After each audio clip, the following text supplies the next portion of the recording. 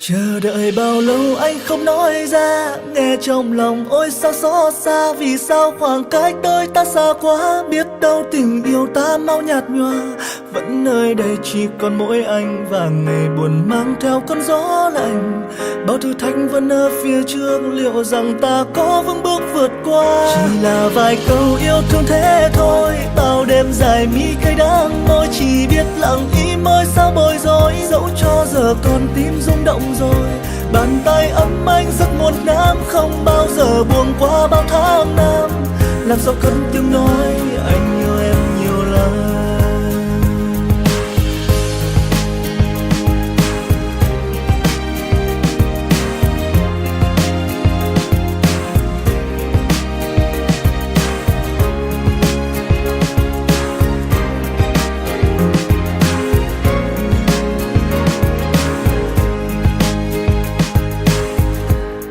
Một lời anh chưa thể nói với em, chúng ta quen nhau lâu rồi. Từ lần đầu tiên đôi ta gặp nhau, thật sự thì anh cũng có biết đâu rằng mình sẽ đến bên nhau nhanh như vậy. Nhìn đôi mắt sáng lung linh, đã bao lần làm anh phải quên đi bản thân mình. Dù trời mưa rơi hai đứa hai nơi, nhưng em vẫn mang cho anh cảm giác ấm êm và xua tan hết chơi vơi. Chờ đợi bao lâu anh không nói ra, nghe trong lòng ôi sao xót xa. Vì sao khoảng cách đôi ta xa quá, biết đâu tình yêu ta mau nhạt nhòa. Vẫn nơi đây chỉ còn mỗi anh và ngày buồn mang theo cơn gió lạnh. Bao thử thách vẫn ở phía trước, liệu rằng ta có vững bước vượt qua. Chỉ là vài câu yêu thương thế thôi, bao đêm dài mi cay đắng môi. Chỉ biết lặng im môi sao bối rối, dẫu cho giờ con tim rung động rồi. Bàn tay ấm anh rất muốn nắm, không bao giờ buông qua bao tháng năm. Làm sao cất tiếng nói anh yêu em nhiều lắm.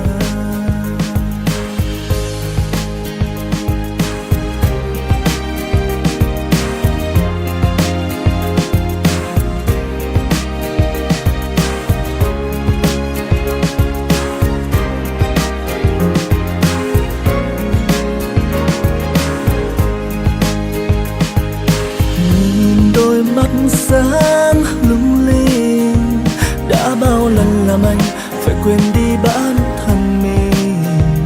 Dù trời mưa rơi hai đứa hai nơi, nhưng em vẫn mang cho anh cảm giác ấm êm và xua tan hết trái vơi. Chờ đợi bao lâu anh không nói ra, nghe trong lòng ôi sao xót xa. Vì sao khoảng cách đôi ta xa quá, biết đâu tình yêu ta mau nhạt nhòa. Vẫn nơi đây chỉ còn mỗi anh và ngày buồn mang theo cơn gió lạnh.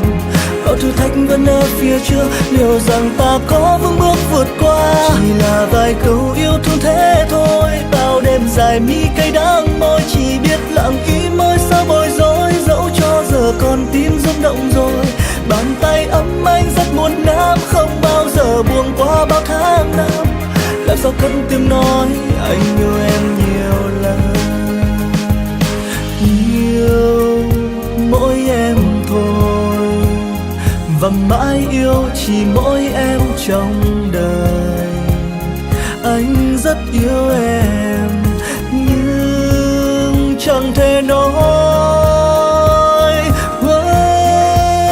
Chờ đợi bao lâu anh không nói ra, nghe trong lòng ôi sao xót xa. Vì sao khoảng cách đôi ta xa quá, biết đâu tình yêu ta mau nhạt nhòa. Vẫn nơi đây chỉ còn mỗi anh và ngày buồn mang theo cơn gió lạnh. Bao thử thách vẫn ở phía trước, liệu rằng ta có một bước vượt qua. Chỉ là vài câu yêu thương thế thôi, bao đêm dài mi cay đắng môi. Chỉ biết lặng im môi sao bối rối, dẫu cho giờ con tim rung động rồi. Bàn tay ấm anh rất muốn nắm, không bao giờ buông qua bao tháng năm. Làm sao cất tiếng nói anh yêu em nhiều lắm.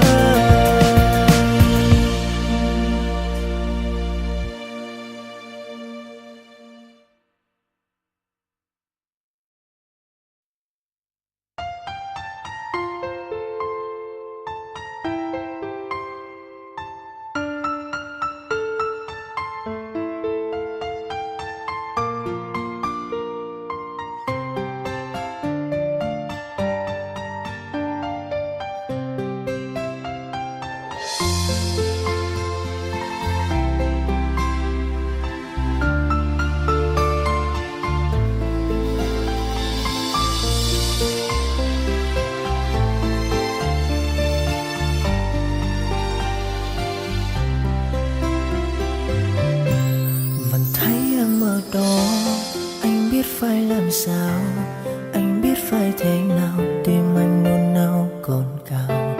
Chợt nhìn từ xa thấy ánh mắt của em rơi rơi những giọt lệ, vì ai đó đã làm em bật khóc. Vẫn ánh mắt thân quen, vẫn đứng đó chờ em. Khi thấy em bên người, lòng anh dường như tan nát. Nhưng anh cố giả vờ đứng ngó ra đằng sau, để em không thấy nước mắt anh rơi.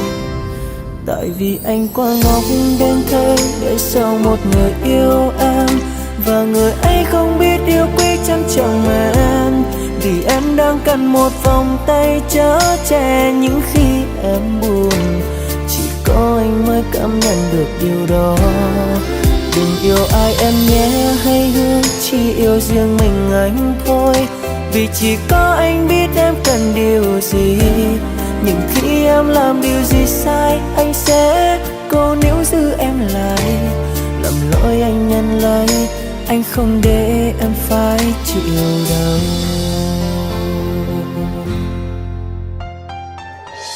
Bao khổ đau anh sẽ luôn chở che vì em thôi. Trong lòng anh mong được chăm sóc em từ lâu rồi. So now you know, so now you know, I just wanna say. Vẫn ánh mắt thân quen, vẫn đứng đó chờ em. Khi thấy em bên người, lòng anh dường như tan nát. Nhưng anh cố giả vờ đứng ngó ra đằng sau, để em không thấy nước mắt anh rơi.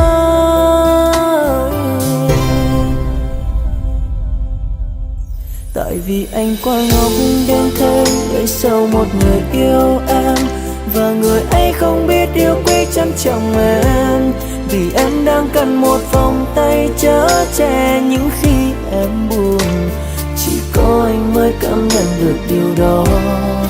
Đừng yêu ai em nhé, hãy hứa chỉ yêu riêng mình anh thôi. Vì chỉ có anh biết em cần điều gì. Nhưng khi em làm điều gì sai, anh sẽ cố níu giữ em lại. Lầm lỗi anh nhận lấy, anh không để em phải chịu đau. Tại vì anh quá ngốc đến thế, để sau một người yêu em, và người ấy không biết yêu quý trân trọng em. Vì em đang cần một vòng tay chở che những khi em buồn, chỉ có anh mới cảm nhận được điều đó. Đừng yêu ai em nhé, hãy hứa chỉ yêu riêng mình anh thôi. Vì chỉ có anh biết em cần điều gì. Nhưng khi em làm điều gì sai, anh sẽ cố níu giữ em lại. Lầm lỗi anh nhận lấy, anh không để em phải chịu đau.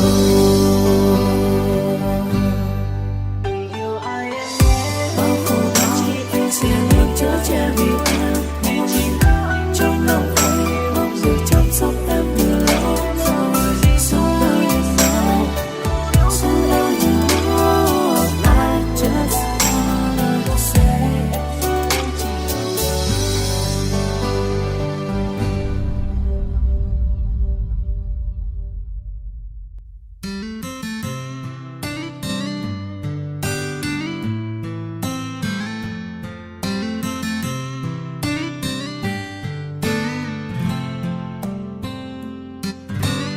Sáng nay tỉnh giấc thấy nước mắt vỡ rơi.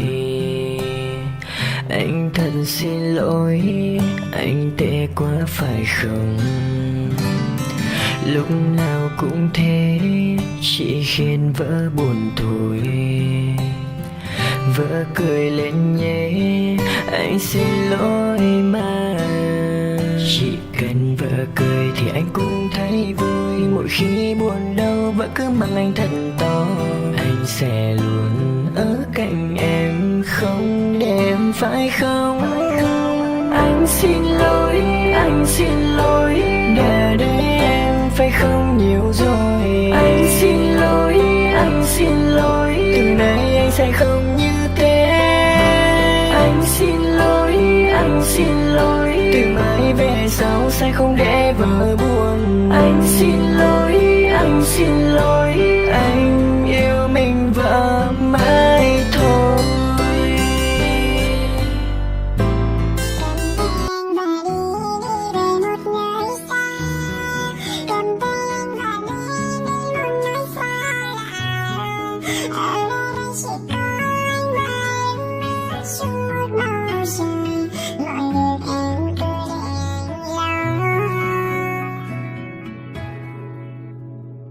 Bao ngày qua anh buồn đau nhiều quá, rồi đến lúc anh gặp được em, chợt tim đập nhanh khi nhìn thấy em cười.